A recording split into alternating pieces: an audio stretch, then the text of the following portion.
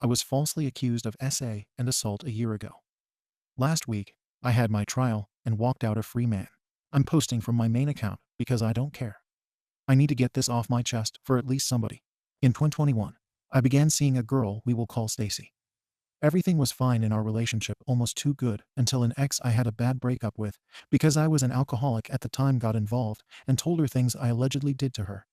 Stacy and I talked it out, and everything seemed fine. Fast forward to the next week. We just finished having sex, and we began playing fighting. It devolved into us just slapping each other in the legs. But what I didn't know at the time was that Ehlers-Danlos SP would cause her to have a severe reaction days later in the form of bruises. Stacy told a few people, including my ex, that I did that to her, even though it was 200% consensual and no ill will was intended. I even have a screen cap of her saying, "It's okay, babe, we were just playing fighting." After she sent me photos of her legs and insisted, "I like alle fighting with you." Obviously her spelling mistake was meant to say play. Fast forward a few more weeks. She decides to go to bed early but says, "Wake me up with your cork if you feel like it." So after a few hours and a hell yeah brother had passed, and I was ready to hit the hay, I did exactly that. She was into it. I was into it. Once done, we fell back asleep. She commented that it was exactly how she wanted to be woken up. She sent me several texts in the past, saying similar things. Thank God, I saved them all. A few more weeks later, I picked her up from work, and she straight up asked me if she could F her same ex friend. I was appalled and disgusted, and I felt like our relationship meant nothing to her anymore.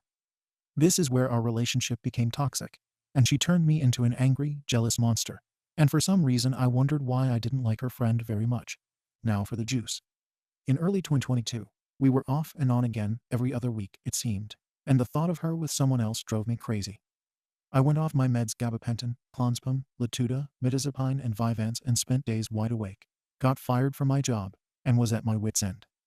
I then tried to end my own life after Stacy said in a text that she was going to spend the night with someone else, while I was in the middle of an emotional meltdown. Someone else was her ex.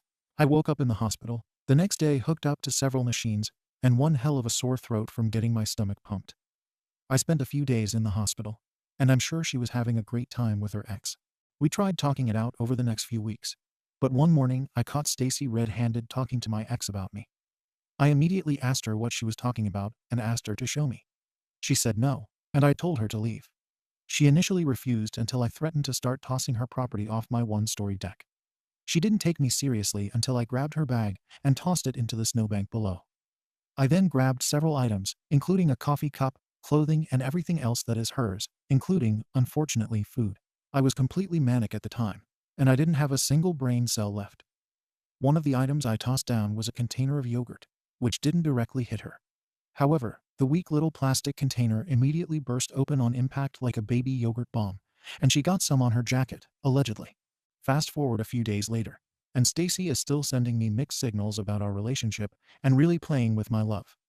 Stacy then filed a restraining order against me without notice. She continued the conversation with me 5 days after she got the order. It was Valentine's Day, so I gave her the ultimatum. Finally, be with me, or I'll be with someone else tonight. She called me briefly, and she asked what I meant, and I said exactly what I said. She told me to work on myself more, and maybe I wasn't having any of that. So I went out with a girl I had matched with on Tinder earlier that day to begin the getting over it part. 2 days later, I hear a knock at my door. I had 8 cops knock on my door and place me under arrest for assault causing bodily harm, the leg photos, harassment, calling and texting repeatedly, and violating the restraining order that was in place that I had no idea existed. I was brought to the police station first. I tried explaining my side of the story, and even offered evidence in the form of the texts about the assault, and gave full detail. The police officer told me to shut the F up, woman beater, the cop. And I then got into a childish back and forth before finally being brought to the station. I maintained my right to remain silent once at the station, called a lawyer from the telephone book, and was then transported to another area. As it was winter, I was wearing a winter jacket. I took my jacket off and stuck the sleeve through the top of the door, then around the corner of the door, and tied both arms together to make as much noise as possible because I was tapping out. I didn't belong there. Obviously, this got caught on camera, and my cell got rushed by officers who used what I believe to be excessive force by slamming my neck first into the bench behind me, not only causing me to hit my head really hard, but also obliterating my neck. Luckily for me, I guess I've drunk my milk. I get held overnight for my court appearance in the and get a $1,000 no cash bond, meaning I don't pay it unless I screw up again.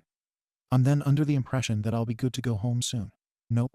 Apparently, after I left, the judge didn't realize I had violated a restraining order and sent me to jail for 4 of the longest days of my life. In a self-harm blanket. Locked up. I did nothing wrong. My 4 days in jail could be a whole other post, but anyway, I got out. I go down the straight and narrow and keep my nose clean. And that's when Stacy contacts me. St. Patty's Day. She got drunk, called me, offered to Uber to see me, and she did. It was a dumb call on my end, but I just missed her and loved her so much at the time. She comes over at like 5 a.m., and she immediately says, "Let's just pretend it's like old times." And we did for 2 days when she stayed with me. She told me she told the police what she did because she just wanted a break and didn't think they would take it this seriously. When it was time for her to go, she said, "Call me later, I love you," and I left back home. A couple hours later, I got a knock on my door from the police again. Apparently, she ratted herself out to the police, prompting a warning. It was clear to me that she was as good for me as Flint water, and that was the last time we spoke. At my first court appearance, a week or two later, I was tapped on the shoulder by a detective and asked to speak with me outside. He identified himself and told me he's working with Stacy and that I should be hearing from him soon. He knows we've seen or spoken with each other, and he expects more charges. He calls me a couple days later and schedules a day for an interview. My lawyer told me he would likely be arresting me for something else, but I had no effing clue what. But he told me to keep my composure and, most importantly, shut up. I went for the interview, and you guessed it. I'm immediately placed under arrest. I wasn't handcuffed or anything, but that's when he told me I was being placed under arrest for SA and another assault. Contrary to my lawyer's advice, I effing lose it on the cop and tell him the story and facts. Then again offer to show him texts, screenshots, etc. He doesn't care. When he alluded to the second assault charge, I kept my mouth shut, as I had no idea what he was talking about. He kept trying to pry at me, and finally he asked, "Did you throw yogurt at her?" I laughed and said, "Okay, I think I'm done answering questions, and I will wait for disclosure from my lawyer." The cop got curt and ended the interview, and I was free to go. I then had to sit and wait for a year and a half for my court date. In that time, Stacy took to social media to cancel me, claiming I'm a violent person with violent tendencies or something to that effect, posting photos of me along with my full name and leaving me a loner for the last 8 months because everyone I know hates me over her social media post, which garnered a lot of attention because I had a lot of friends, especially in the local music scene and hospitality industry. I became withdrawn from society. But I thankfully acquired a girlfriend prior to the grand cancellation whom I'm still with, and who supported me through it all as best she could. Unfortunately, the idea of hitting Stacy with a cease and desist didn't happen until the post was already screen captured and shared among other people. She complied, but it had gotten out of control by the time I got my lawyer on it. I was being publicly shamed because someone got yogurt on their jacket. In an unidle situation for both parties. I almost died, and she got to go F her ex over it. Seems fair. About a month ago, my lawyer gave me 2 options. Go to trial $20K, including the fees I've already paid him, or plead guilty to 1 count of assault the effing yogurt. It took me a few days, but I decided to opt for the latter only because I know our justice system is effed and fighting all charges vs. Taking the hit on one and getting discharged from my record after 2 years would be a much safer bet. So I did exactly that. Unfortunately, I have to report to a probation officer once a month now. But other than that, I am finally free of her and the pain she has caused me. This week, I've decided I'm going to be happy. I bought lots of music recording equipment. Some games I've been dying to play. I don't know if I should publicly address my friends on my currently deactivated social media accounts, explaining my side of the story. I went to the grocery store without a face mask, tattoos out, and hatless, and it felt liberating. I felt like I was finally back in control of my life. And this, my friends, is why you never stick your PP into crazy. Thanks for reading, if you did. Thank you for watching the video.